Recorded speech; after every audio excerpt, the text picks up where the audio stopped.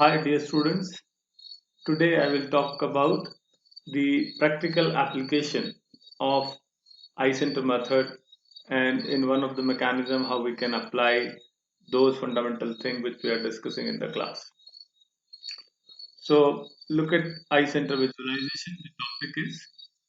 So before going to that, we should just discuss about this case where you can find there is a block that is linked to sliding on a curved path, and then this curved path we may call it as a link 1. And if you consider velocity at two different points, this point let's say A and this point is let's say B, then if we draw perpendiculars on these two velocity vectors, and then we can find there is an intersection of these two perpendiculars, and this point of intersection is nothing but the center of curvature of this curved path. So we may say when a block sliding on a curved path, their instantaneous center of rotation of all the points which are lying on the block would lie at the center of curvature of the curved path. Now look at this example where you have block which is sliding on a straight path. So if it is so, then the velocity at two different points in this case, the velocity here is let's say point A and the velocity here let's say point B. These two velocities, and if we draw perpendicular on this, then we can find these two points would meet at infinity. So therefore we call it the instantaneous center of rotation of a block which is sliding on a straight path lie at the infinity. So that's why it is called translatory motion. Now look at this rolling wheel without slipping on a straight path. So if it happened, then you can find the velocity at 2 points. Here, one point we can term as a, so if you look at the velocity at two different points on the wheel, one point is A and other point is B, then if we draw perpendicular on these two velocity vectors, then they would intersect at point of contact. So we can say if the wheel is rolling on a straight path, their instantaneous center of rotation lies at the point of contact of the wheel and the ground. Similarly, in this case, wheel is rolling over another wheel. So in this case also, the instantaneous center of rotation lies at the point of contact. Now this thing we have talked about here, if you look at link 3, from this point, then your link 3 seems to rotating about this point, O13. So therefore, O13 is instantaneous center of rotation of link 3 with respect to link 1, right?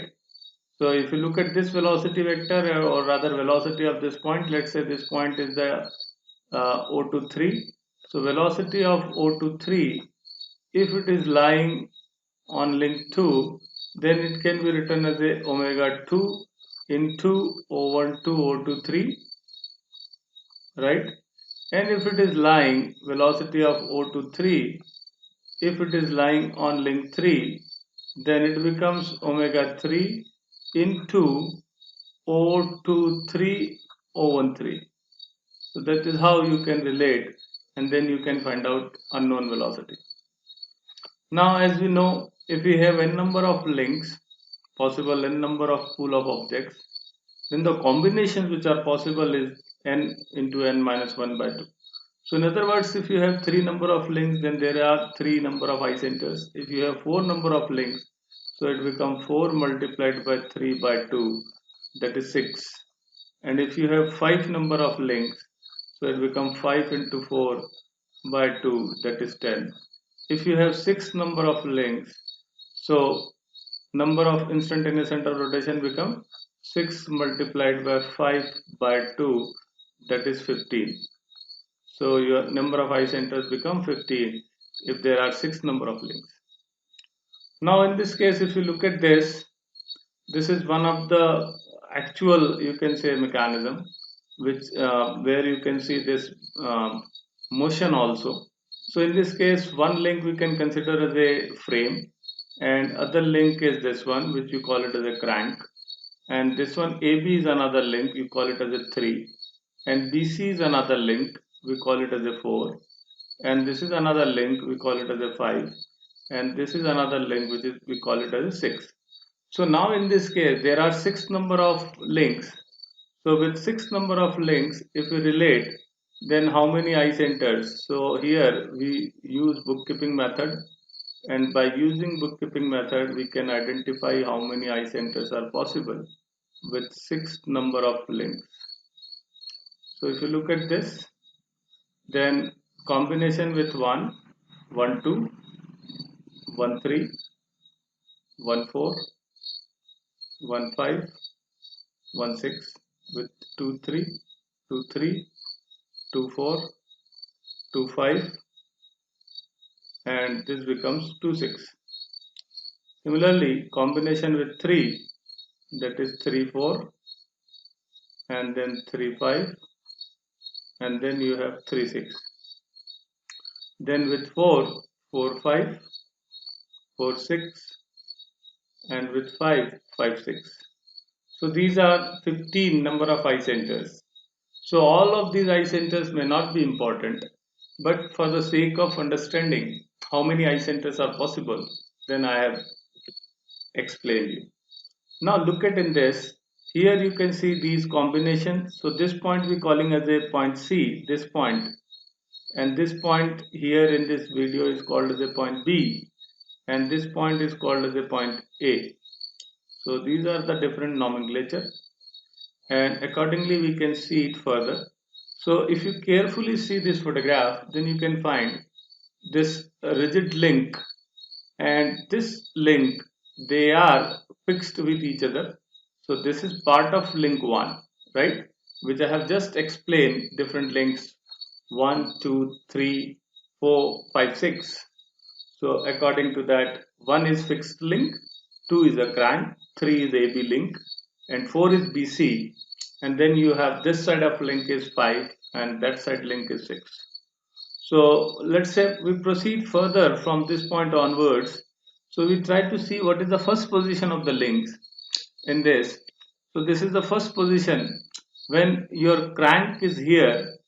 So the velocity of point A would be, let's say if this link is rotating in the clockwise direction, anti-clockwise direction. So the velocity would be like this, right, at point A. Now to find out velocity of point B, then you consider this point B is lying on link 6, right? This link, 6th link, and this one is the 5th link. So to find out velocity of this point, we need to see this connecting points. Once we join this dotted line, this red line, and then we draw perpendicular on that, then this will show the velocity of point B. So I am just writing here velocity of point B at link 6. Right.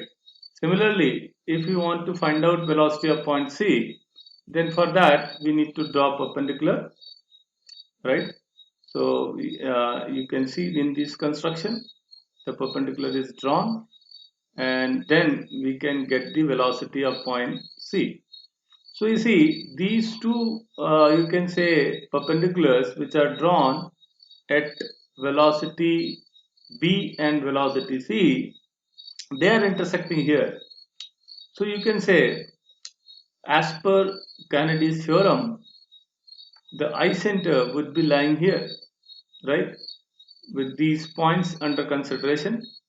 So the Kennedy's theorem will say this is the instantaneous center of rotation of this link, link BC, and therefore it is called as a eye center B for BC. Similarly, this can also termed as the eye center of AB, right? This link AB. So now look at this. If this is the eye center, then what happened? This eye center is coming at the pivot. So it means link BC will not perform any rotary motion, right? So that is evident from this.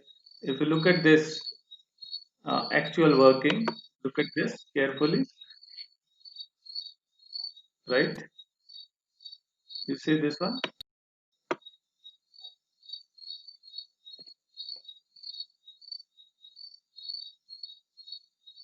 this is construction what I discussed, right? So this is instantaneous center rotation.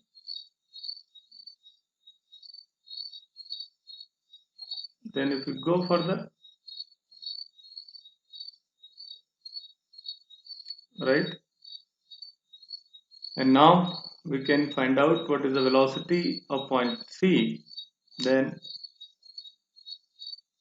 this is velocity vector for C, and you see these two are intersecting at point ICBC, that is instantaneous center rotation of BC.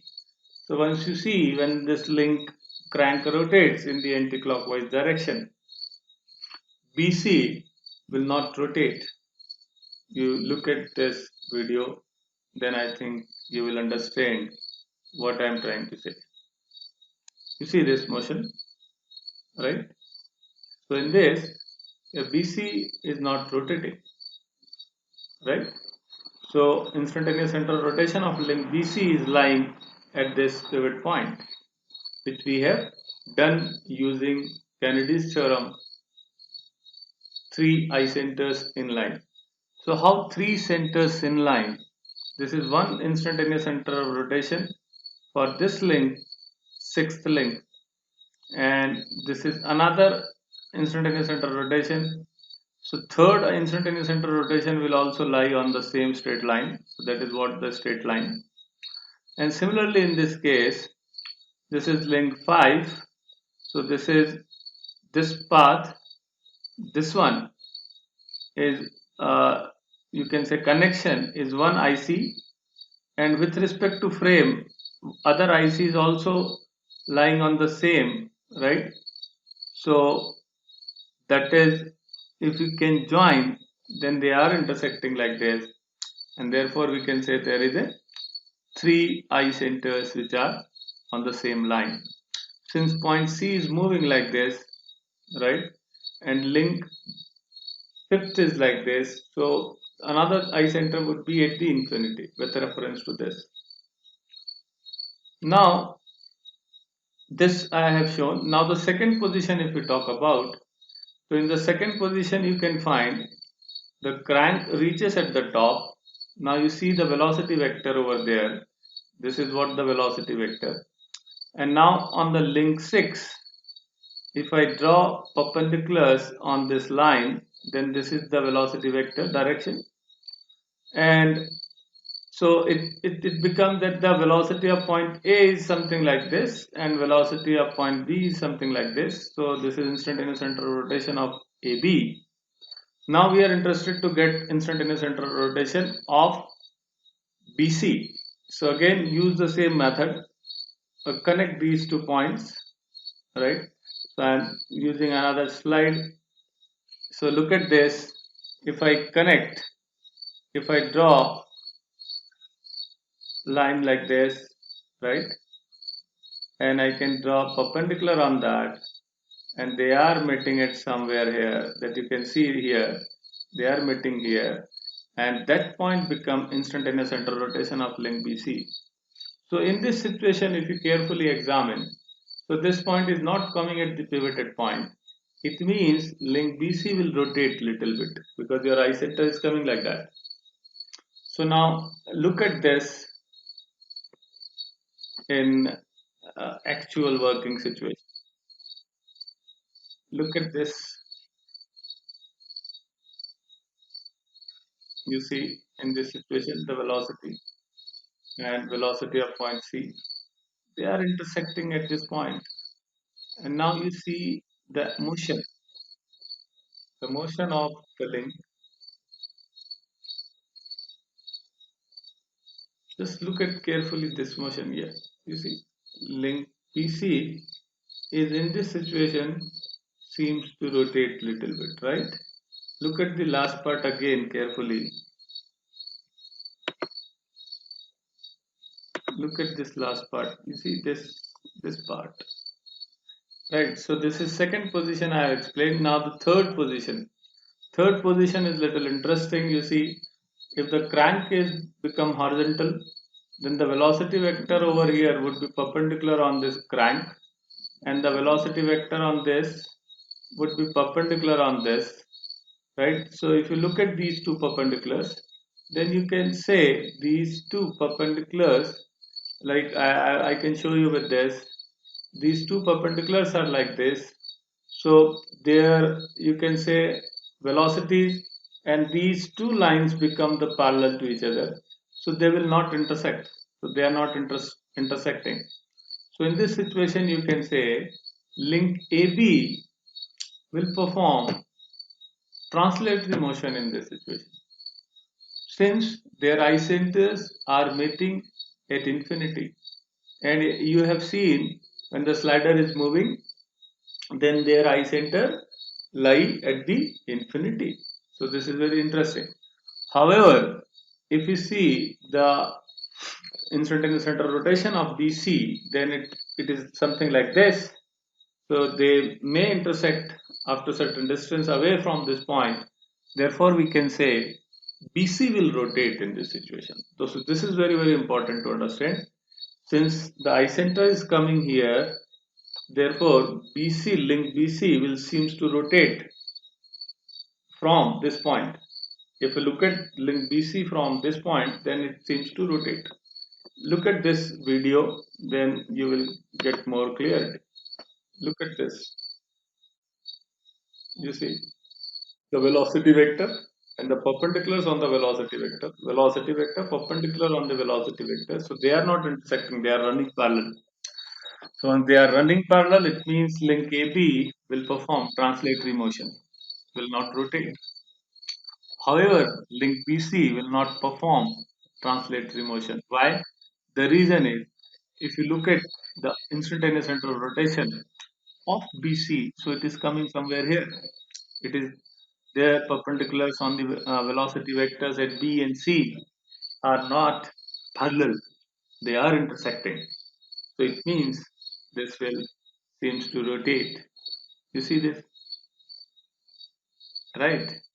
So you have seen that link AB performed translatory motion, whereas link BC in that particular part seems to rotate about certain points. So this video I have got from this. So this is what the credit goes